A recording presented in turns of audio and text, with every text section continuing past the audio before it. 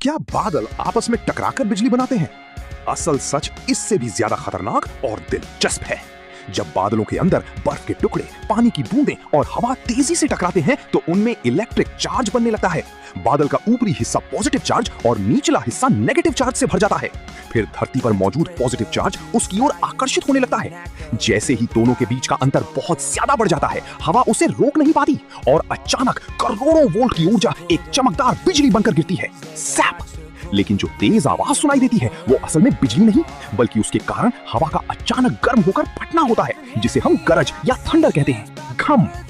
यानी बिजली पहले चमकती है और आवाज बाद में आती है, क्योंकि रोशनी आवाज से लाखों गुना तेज चलती है।